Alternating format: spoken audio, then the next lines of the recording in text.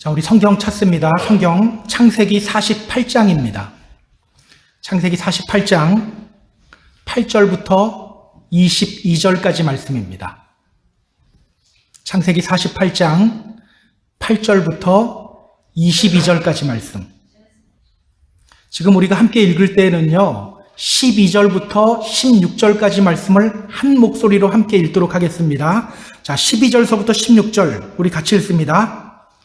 요셉이 아버지의 무릎 사이에서 두 아들을 물러나게 하고 땅에 엎드려 절하고 오른손으로는 에브라임을 이스라엘의 왼손을 향하게 하고 왼손으로는 므낫세를 이스라엘의 오른손을 향하게 하여 이끌어 그에게 가까이 나아가매 이스라엘이 오른손을 펴서 차남 에브라임의 머리에 얹고 왼손을 펴서 므낫세의 머리에 얹으니 므낫세는 장자라도 팔을 엇바꾸어 얹었더라.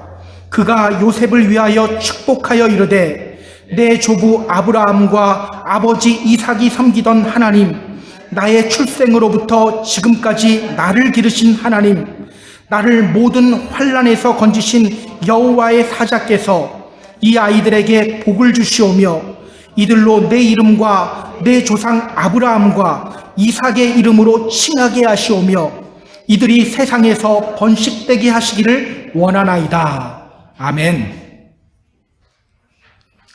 자, 이제 야곱은요, 삶의 마지막 순간을 눈앞에 두고 있습니다. 이때 요셉은 자신의 두 아들 므낫세와 에브라임을 데리고 아버지에게로 갔죠. 요셉이 자기 아들들을 데리고 아버지에게로 간 이유가 있죠. 그 이유가 뭡니까? 이스라엘은요, 원래 모계 사회예요. 어머니가 누구냐에 따라 그 혈통이 결정됩니다. 그들의 어머니는 온의 제사장 보디베라의 딸 아스낫입니다. 그러니까 므낫세와 에브라임은요, 이스라엘 사람이 아니에요. 애굽 사람이에요. 그래서 요셉은 두 아들을 아버지에게로 데리고 온 거예요. 아버지, 나의 이 두 아들 애굽 사람으로 그냥 살아가게 둘 수가 없습니다. 이스라엘 공동체 안으로 들어올 수 있게 해주세요. 이스라엘의 자손이 되게 해주세요. 언약의 족장인 이스라엘을 통해서 자신의 두 아들이 이스라엘 가족의 일원이 되기를 원했던 거예요. 요셉에게 중요한 것은요, 단지 세상의 성공이나 안락이 아니었어요. 하나님의 백성이 되는 것이 우선이었어요. 시편 84편 기자도 이렇게 고백하죠. 주의 궁정에서의 한 날이 다른 곳에서의 첫날보다 나은즉 악인의 장막에 사는 것보다 내 하나님의 성전 문지기로 있는 것이 좋습니다. 내 하나님의 성전 문지기로 있는 것이 좋습니다. 하루를 살더라도 주님 품 안에 있는 것이 좋습니다. 기억하세요. 가장 중요한 것은요, 구원받은 하나님의 백성으로 살아가는 거예요. 구원받은 하나님의 백성이 되는 것. 자, 요셉이 왔다는 소식을 듣고 야곱이 침상에 앉았어요. 성경은 이렇게 말하죠. 어떤 사람이 야곱에게 말하되 내 아들 요셉이 너에게 왔다 하매 이스라엘이 힘을 내어 침상에 앉았다. 어떤 사람이 누구에게 말해요? 야곱에게 말하되 내 아들 요셉이 너에게 왔다. 그러자 누가 힘을 내서 일어나요? 이스라엘이. 병들어 누워있는 사람은 야곱이고 힘을 내서 앉는 사람은 이스라엘이라고 하죠. 하나님이 야곱에게 힘 주시고 앉게 하신 거예요. 왜? 아주 중요한 고백을 해야 하기 때문입니다. 자, 죽음을 앞둔 야곱, 뭐라고 가장 먼저 고백하죠? 가나안 땅 루스에서 전능하신 하나님이 내게 나타나셔서 복을 주셨다. 가나안 땅 루스에서 베델이죠. 베델에서 하나님이 내게 나타나서 복 주셨다. 그는요, 베델에서 하나님이 자신을 찾아와 주셨음을 고백해요. 그리고 하나님의 약속을 기억해요. 너무나도 감동적인 장면이죠. 죽음 앞두고서 그 전에 내 외삼촌이 나를 그렇게 속여 먹으려고 그랬는데 이런 게 생각 안 나고요. 나를 찾아와 주신 하나님이 생각나는 거예요. 야곱, 무슨 뜻이죠? 발꿈치를 잡은 자, 회방꾼, 사기꾼, 넘어뜨리는 사람이라는 뜻이에요. 삶의 마지막 순간에 그는 사기꾼과 같은 자기 자신에게 찾아오신 하나님에 대해서 고백을 하고 있어요. 사기꾼과 같은 나를 하나님이 찾아와 주셨다. 하나님이 만나 주셨다. 나를 훈련시키시며 나를 이스라엘 되게 하셨다. 바로 이 고백이 있는 거예요. 그 후 야곱은요, 요셉의 아들 므낫세와 에브라임을 자신의 아들로 삼습니다. 에브라임과 므낫세는 내 것이다. 그리고 오늘 본문에는요, 야곱이 므낫세와 에브라임을 축복하는 장면이 나와요. 자, 이 장면을 통해서 성경이 우리에게 전하는 메시지가 뭘까요? 우리 함께 확인해 보도록 하겠습니다. 자, 그럼 본문으로 들어갈게요. 자, 8절 보시기 바랍니다. 자, 8절 같이 읽습니다. 이스라엘이 요셉의 아들들을 보고 이르되 이들은 누구냐? 자, 이스라엘이 요셉 옆에 있는 므낫세와 에브라임을 보며 물어요. 이들은 누구냐? 이들은 누구냐? 여러분, 왜 이스라엘이 므낫세와 에브라임을 향해 이들은 누구냐 하고 물었을까요? 왜 이들은 누구냐 하고 물었을까? 요셉과 대화하던 도중에 갑자기 요셉 옆에 있는 아들들이 보였던 걸까요? 깜짝이야. 너 옆에 두 사람이 있었네? 그 사람은 누구야 도대체? 이렇게 물은 걸까요? 어떤 분들은요, 이 부분을 이렇게 해석하기도 해요. 노환으로 시력이 어두워진 야곱이 이제서야 자신이 요셉과 단둘이 있지 않음을 감지한 것 같다. 눈이 어두워진 야곱이 이때 요셉 옆에 누군가 있었다는 것을 알아챘다고 말해요. 이렇게 해석하는 이유는요, 10절에 나오는 말씀 때문이에요. 이스라엘의 눈이 나이로 말미암아 어두워서 보지 못하더라. 자, 그런데 여러분, 과연 그럴까요? 눈이 어두워진 야곱이 이제서야 요셉 옆에 두 아들이 있다는 것을 알아챈 걸까요? 저는 그렇게 보지 않아요. 물론 야곱의 눈이 어두워진 거는 맞아요. 그러나 조금 전에 야곱은 요셉의 아들들을 보며 이렇게 선포했죠. 에브라임과 므낫세는 내 것이다. 지금 야곱은요, 그 정도도 분간 못할 정도가 아닙니다. 이 뒷부분을 보면 알겠지만 그의 영적인 시력, 영적인 분별력은요, 오히려 이 야곱이 요셉보다 훨씬 뛰어나요. 자, 그렇다면 여러분, 왜 야곱은 므낫세와 에브라임을 향해 이들은 누구냐 하고 물었을까요? 왜 이들은 누구냐 하고 물었을까? 자, 창세기 27장을 보면요, 야곱이 아버지 이삭을 속이고 축복기도 받는 장면이 나와요. 자, 축복기도 하기 전에 이삭이 가장 먼저 한 말이 이겁니다.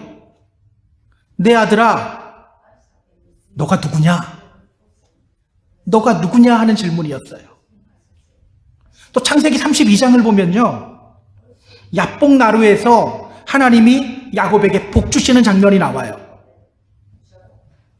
야곱이 하나님과 씨름하며 딱 달라붙어요. 당신이 내게 축복하지 아니하면 절대로 가게 하지 않겠습니다. 그때 하나님이 이 야곱에게 복 주시기 전에 묻는 질문이 하나 있어요. 너 이름이 뭐냐? 분명히 알잖아요. 근데도 물어요. 너 이름이 뭐냐? 그 물음에 야곱이 대답해요. 야곱입니다. 그때 하나님이 야곱에게 복 주시며 그의 이름을 야곱에서 이스라엘로 바꿔주셔요.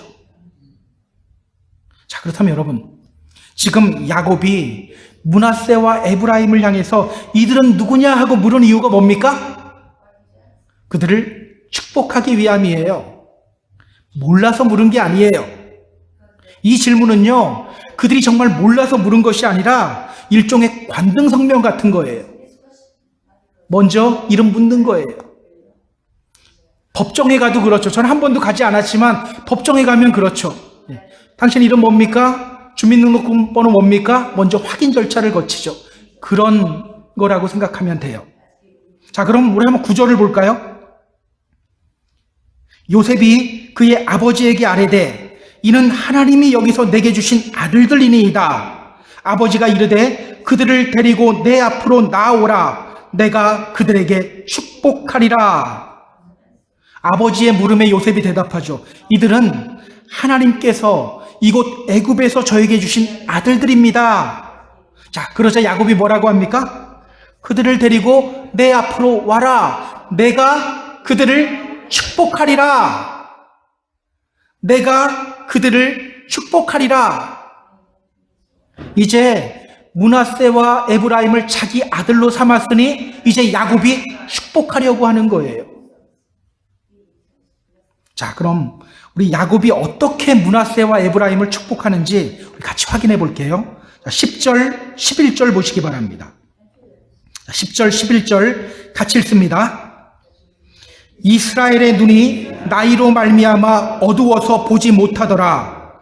요셉이 두 아들을 이끌어 아버지 앞으로 나아가니 이스라엘이 그들에게 입맞추고 그들을 안고 요셉에게 이르되 내가 내 얼굴을 보리라고는 생각하지 못하였더니 하나님이 내게 내 자손까지도 보게 하셨도다.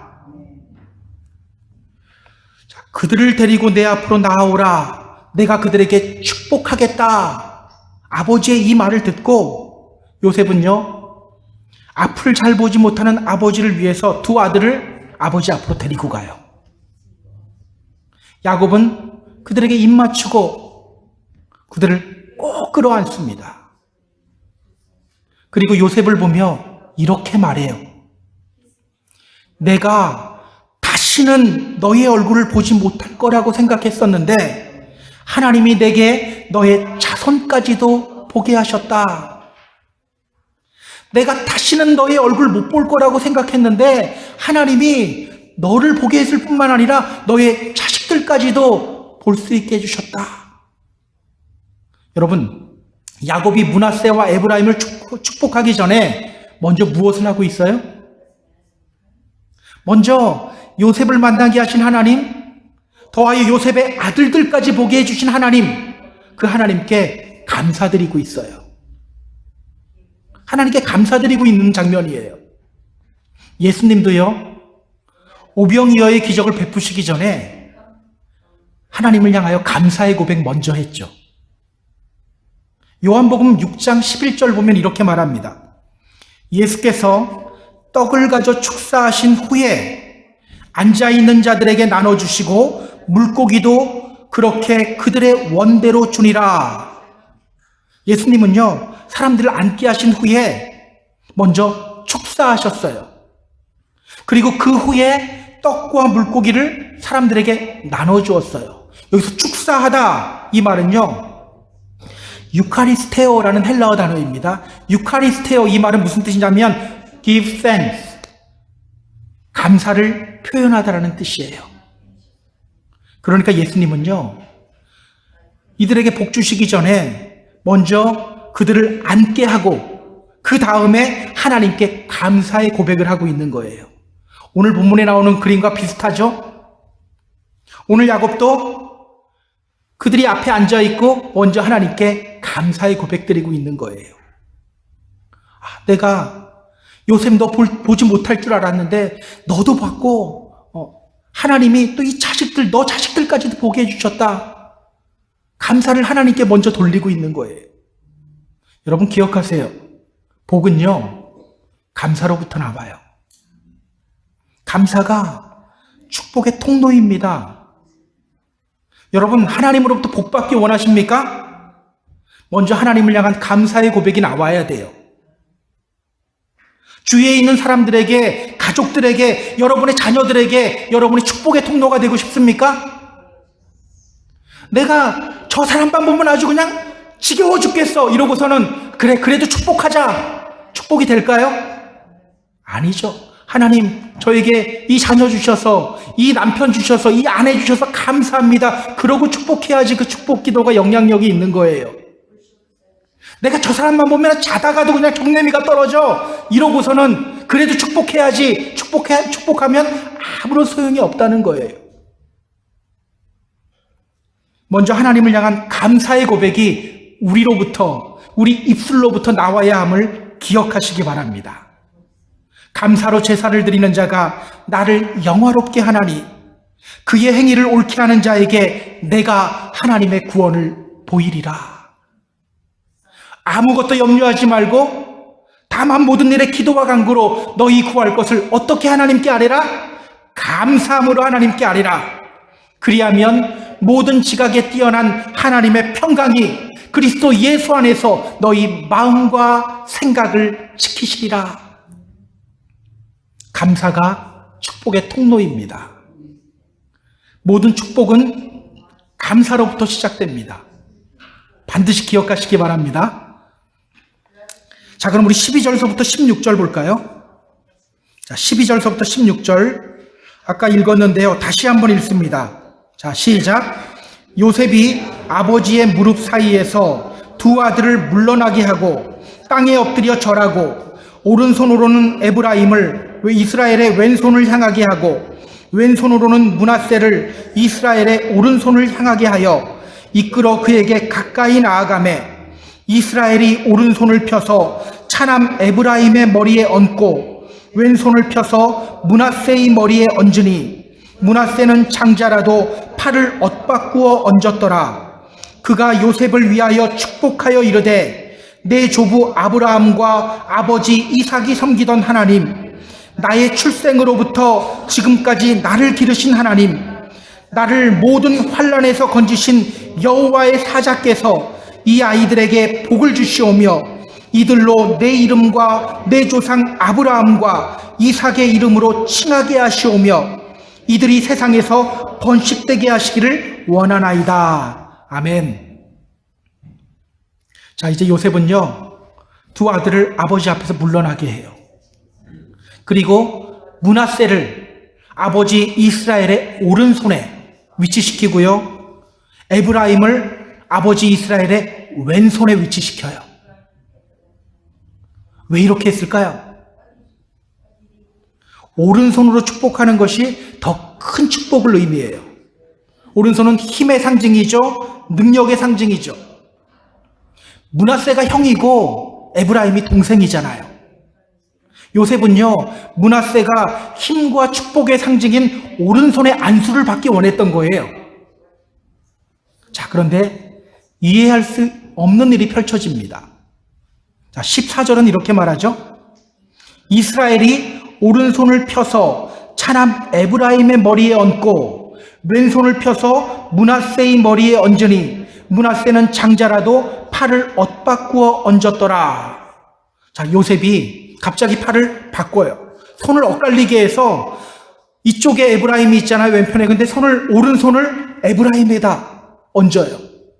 그리고 왼손을 므낫세의 머리에 얹어요. 사실 좀 불안했거든요. 1절 보면 이렇게 말하죠. 그가 곧 두 아들 므낫세와 에브라임과 함께 이르니, 성경은요, 요셉이 므낫세와 에브라임을 데리고 아버지에게로 갔다고 말해요. 자, 그런데 5절 보면요, 야곱이 이렇게 말해요. 에브라임과 므낫세는 내 것이다. 므낫세와 에브라임은 내 것이다, 이렇게 말해야 되는데 이 야곱이요, 에브라임과 므낫세는 내 것이다, 순서를 바꿔서 이야기해요. 이상하다 싶었는데 결국 손을 바꿔버려요. 장남인 므낫세에게 자신의 왼손을 얹어버리고 둘째인 에브라임에게는 자신의 오른손을 얹어버려요.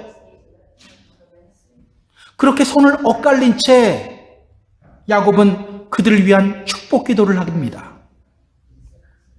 내 조부 아브라함의 하나님, 내 아버지 이삭이 섬기던 하나님, 나를 태어나게 하시고 지금까지 기르신 하나님, 나를 모든 환난에서 건지신 여호와의 사자께서 이 아이들에게 복 주세요.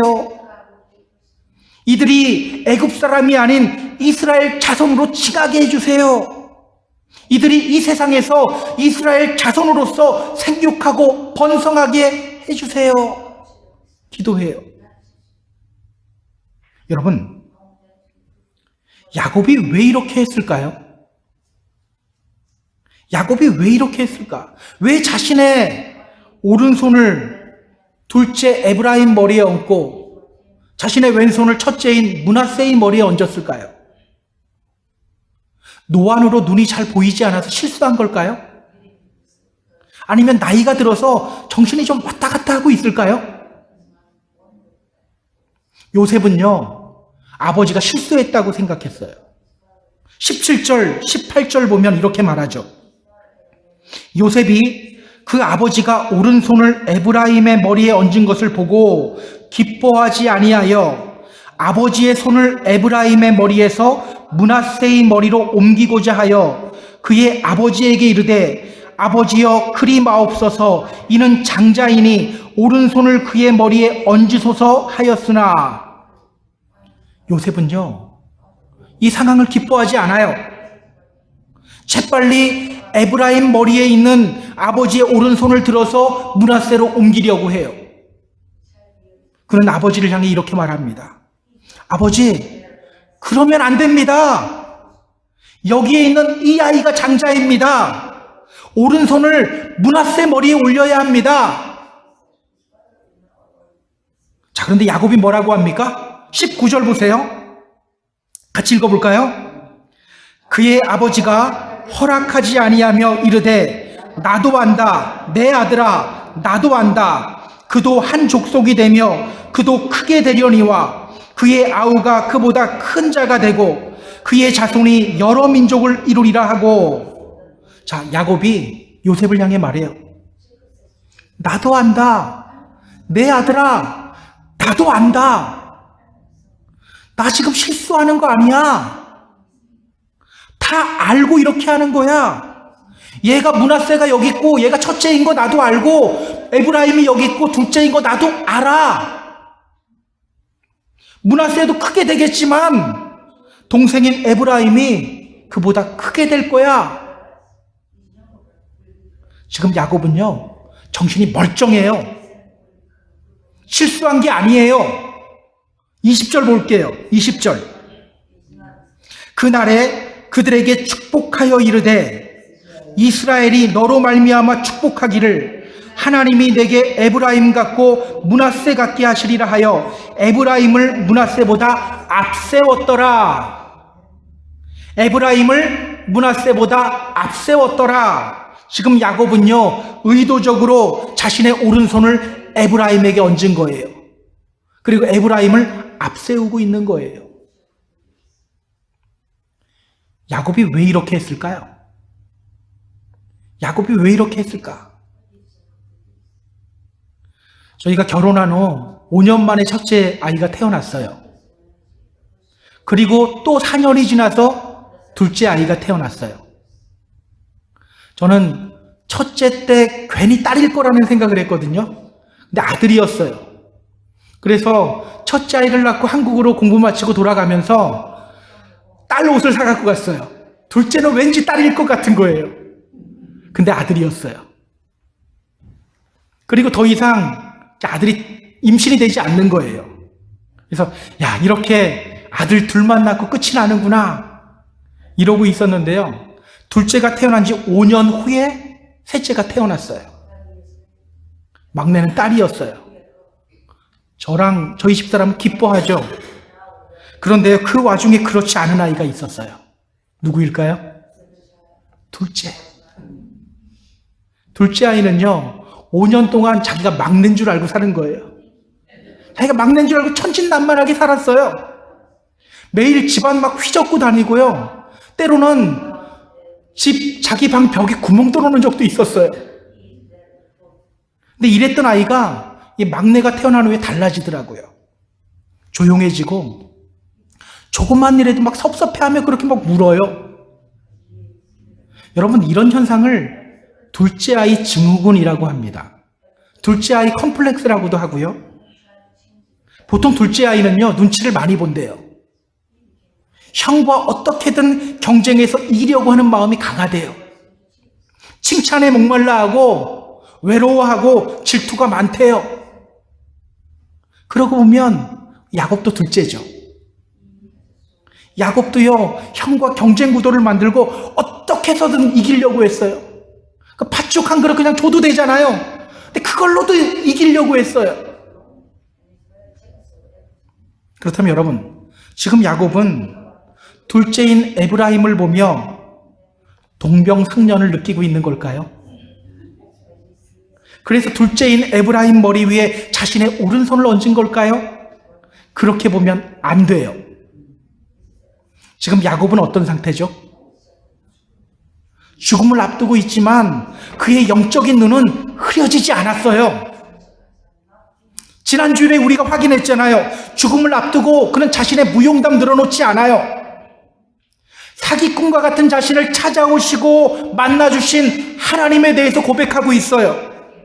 그리고 하나님의 약속을 기억하고 있어요.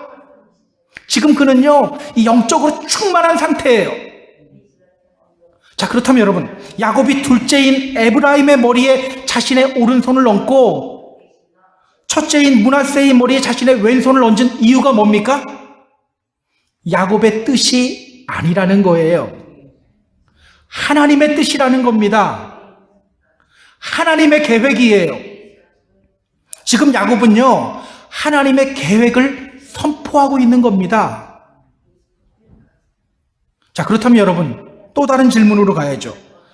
하나님은 왜 에브라임을 므낫세보다 앞세웠을까요? 하나님은 왜 에브라임을 므낫세보다 앞세웠을까? 그러고 보면요, 하나님은 둘째를 앞세웠던 적이 많아요. 하나님은요, 첫째 가인의 제물을 받지 않고 둘째인 아벨의 제물을 받았었어요. 에서와 야곱이 엄마 뱃속에 있을 때에도 하나님이 이렇게 말씀하셨죠. 큰 자가 어린 자를 섬길 것이다. 또 하나님은요, 이새의 아들 중에서 한 사람을 선택해서 기름을 부을 때에도 가장 막내인 다윗을 부르셨어요. 다윗이 문 열고 집으로 들어왔을 때 하나님이 사무엘에게 말씀하시죠.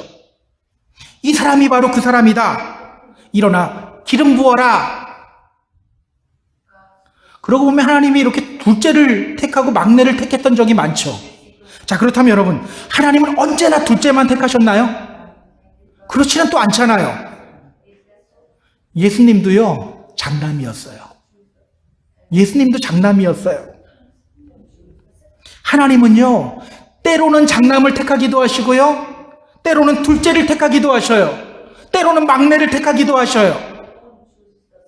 그러니까 하나님의 선택에는요, 어떤 법칙이 있는 게 아니죠. 장남만 선택하시는 분도 아니고 둘째만 선택하시는 분도 아니에요. 우리 이런 말 있죠. 그때그때 달라요. 맞아요. 그때그때 달라요. 하나님 마음이에요. 이것을 신학적 용어로 하나님의 주권이라고 합니다. 하나님의 주권. 자, 그렇다면 여러분, 하나님이 둘째인 에브라임을 앞세운 이유가 뭡니까? 하나님의 주권이에요. 하나님 마음이에요. 우리는 그 이유 알 수 없어요. 정확하게 알 수 없어요.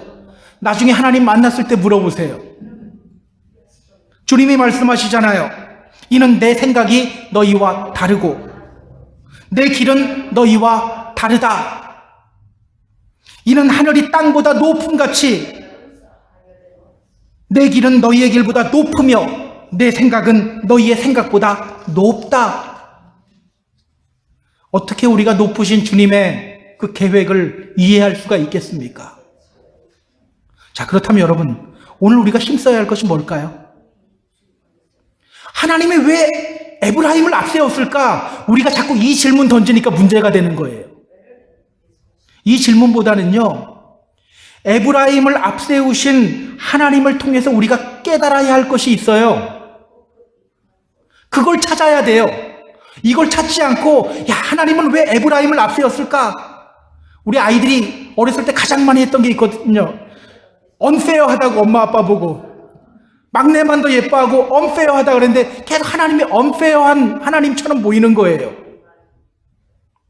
우리가 지금 찾아야 될 것은요, 에브라임을 앞세우신 하나님을 통해 깨달아야 할 것이 있어요. 그걸 찾아야 돼요. 그게 뭘까요?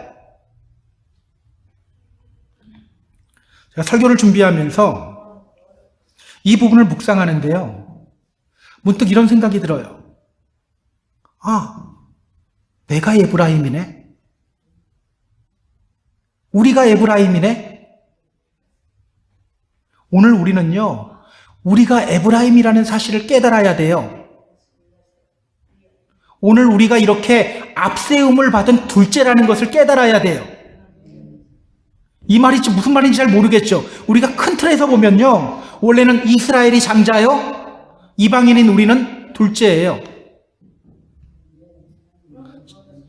하나님이 이렇게 말씀하셨죠. 이스라엘은 내 아들, 내 장자다. 이스라엘이 내 장자라고 말씀하셔요.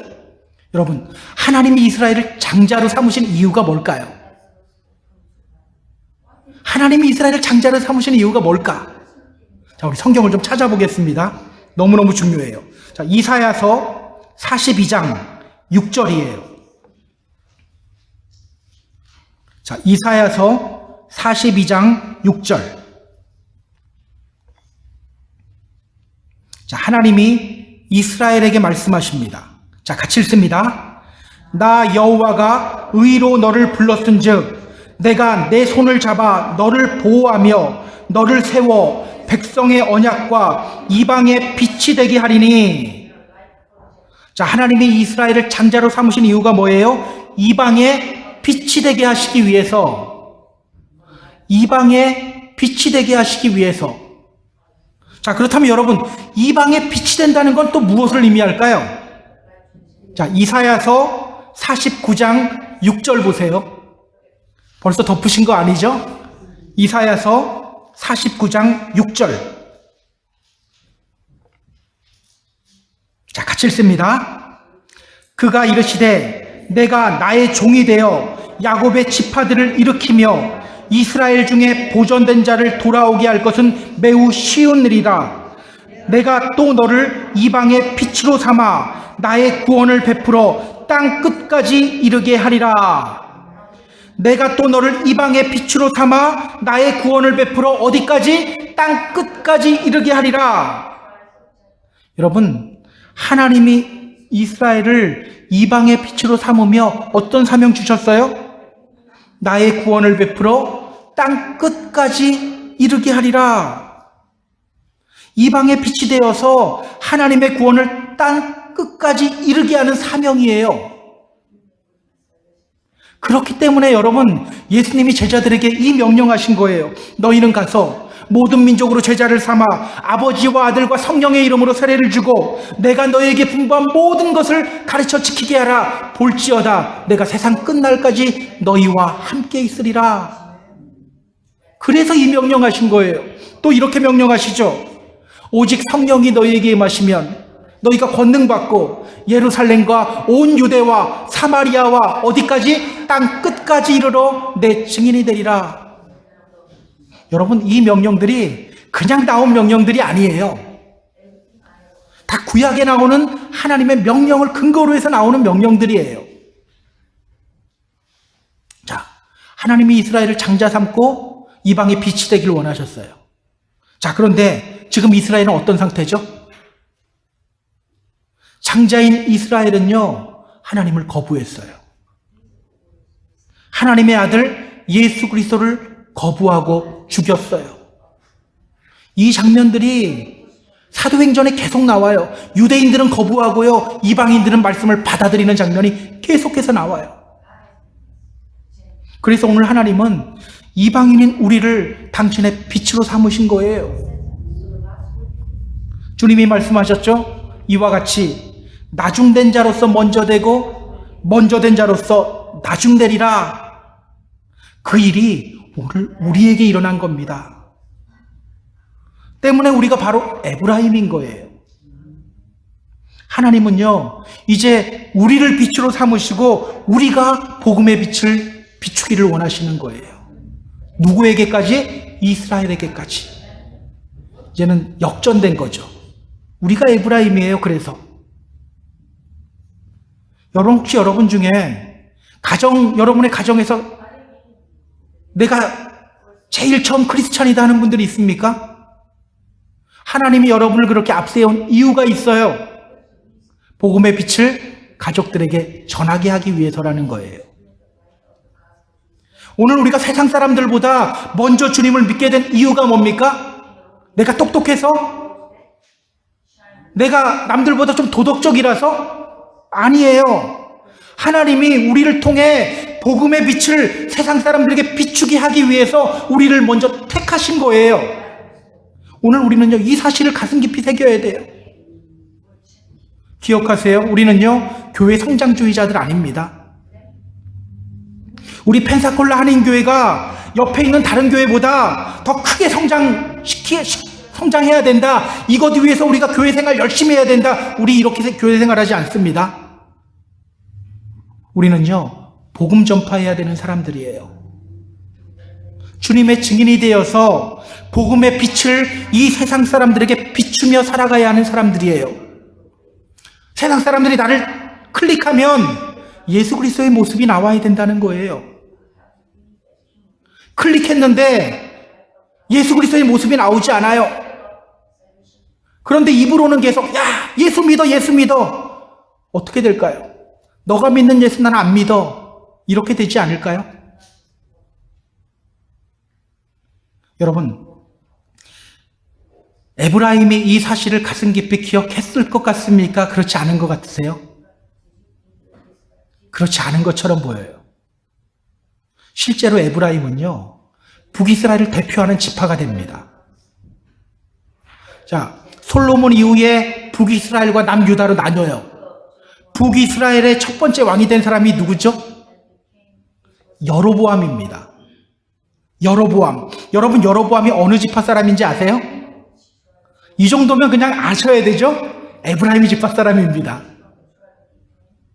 그렇게 에브라임 지파는요, 북이스라엘을 대표하는 지파가 돼요.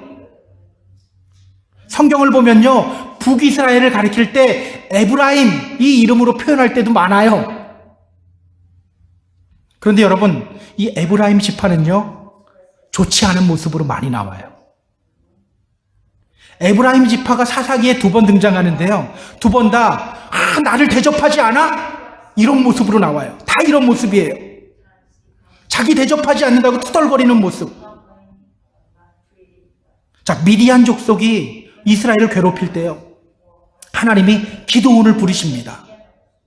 그리고 기드온은 300명의 사람들을 데리고 미디안 족속과의 전쟁에서 승리해요.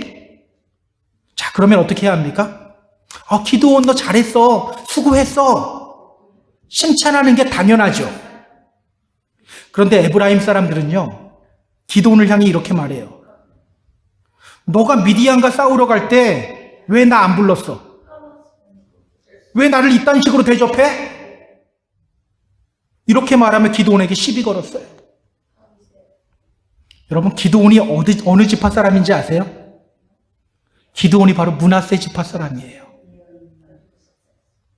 지금 에브라임 사람들은 이 축복 기도를 잘못 이해한 거예요. 내가 더 위에 있다, 내가 더 앞서 있다, 이렇게 생각했던 거예요. 그때 기드온은요, 에브라임 지파 사람들 대우해줘요. 야, 내가 한 일이 어떻게 너희보다 더 큰 일을 했겠느냐? 그렇지 않아. 너희가 더 큰 일을 했어. 거짓말인지 알잖아요. 그래도 에브라임 사람들은요, 그 말 듣고 화가 풀려요. 앞세움의 의미를 잘못 이해한 거예요. 높은 자리라고 이해했던 거예요. 그런데 이런 에브라임 지파 사람들은요, 사사 입다 때에도 똑같은 짓을 해요. 입다가 암몬 족속과의 전쟁에서 승리하고 돌아왔어요. 자, 그러면 어떻게 해야 합니까? 입다, 수고했어. 이게 정상이죠. 근데 이 에브라임 지파 사람들의 고질적인 병이 또 나와요. 입다에게 가서 따져요. 너가 암몬 사람과 싸우러 갈 때 왜 우리를 데려가지 않았느냐? 우리가 너와 너희 집안 다 불살라버리겠다. 이렇게까지 말해요. 사실 그들은요, 전체적으로 도움 요청할 때 가지도 않았어요. 그런데 승리하고 나니까 트집 잡기 시작하는 거예요. 자기 대우만 받으려고 하는 거예요. 왜? 야곱이 기도할 때 나 앞세웠다라는 거예요. 자기 대우만 받으려고 하는 거예요. 기드온에게 그렇게 했을 때는 기드온이 받아줬죠. 입다는요, 깡패 출신이거든요. 입다는 그렇게 하지 않았어요. 입다는요, 에브라임 지파 사람들 42,000명을 죽여버려요. 나중에 이사야 선지자는요, 에브라임을 향해 이렇게 말합니다. 에브라임의 술 취한 자들의 교만한 면류관이 발에 밟힐 것이다. 에브라임의 술 취한 자들의 교만한 면류관이 발에 밟힐 것이다. 결국 그들은요, 아수르에 의해 처참하게 짓밟히게 됩니다.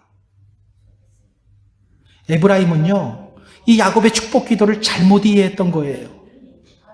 오늘 우리도 잘못 이해하니까 왜 에브라임을 앞세웠지? 이 질문만 던지잖아요. 자기가 에브라임이라는 건 보지 못하잖아요. 에브라임도 그랬어요. 자신을 므낫세보다 앞세웠고 높은 자리에 올려놓은 거라고 생각했어요. 그러다 보니 이렇게 실수 저지르고 결국은 멸망당하게 되는 겁니다. 오늘날에도 이런 경우가 있죠. 여러분, 하나님이 우리를 먼저 믿음의 자리로 부르시는 이유는요, 복음의 빛을 믿지 않는 사람들에게 비추게 하기 위함이에요. 주님의 증인으로서 이 세상을 살아가게 하기 위함이에요. 그런데 전혀 그런 삶을 살아가지 못해요. 그리고 교회 안에 사람들이 들어오면 내가 이제 믿음의 선배인 거예요. 내가 믿음의 선배로서 너에게 말하는데, 여러분, 하나님이 이런 모습 기뻐할까요? 기뻐하지 않아요. 절대로 기뻐하지 않습니다. 여러분, 우리가 바로 에브라임입니다. 오늘 주님이 우리를 앞세우신 이유는 이방의 빛이 되게 하기 위해서예요. 복음의 빛으로 주님의 증인된 삶을 살아가게 하기 위함입니다. 때문에 오늘 우리는요, 교만을 경계하고 끊임없이 주님의 증인된 삶을 살아가기 위해 몸부림쳐야 합니다. 그렇지 않으면 처음 된 자 나중되고 나중된 자 처음 된 일이 또다시 바뀌어지는 거예요. 이 사실을 우리가 명심해야 합니다. 자, 이제 말씀을 정리할게요. 우리 사랑하는 펜사콜라 한인교회 성도 여러분, 오늘 여러분은 어떤 삶을 살아가고 있습니까? 어떤 삶을 살아가고 있습니까? 나를 클릭하면 주님의 모습이 나와야 돼요. 나를 클릭하면 주님의 향기가 나야 돼요. 저는 우리 모두가 그런 삶을 살아가는 믿음의 성도님들 되었으면 좋겠어요. 먼저 된 자로서의 삶을 실천하는 그런 믿음의 성도가 되시기 바랍니다. 복음의 빛으로서 주님의 증인된 삶을 살아가는 믿음의 성도님들 다 되시기 바랍니다. 다시 한번 말씀드립니다. 우리가 에브라임이에요. 주님이 원래 나중되었던 우리를 먼저 된 자로 삼으셨어요. 왜? 복음의 빛이 되라고, 주님의 증인된 삶을 살아라고. 이것을 기억하며 복음의 빛으로 살아가는 저와 여러분 다 되기를 주님의 이름으로 소망합니다. 그렇게 주님의 기쁨이 되고 먼저 된 자로서의 충성스러운 삶을 살아가는 저와 여러분 다 되기를 주님의 이름으로 축복합니다. 축복합니다.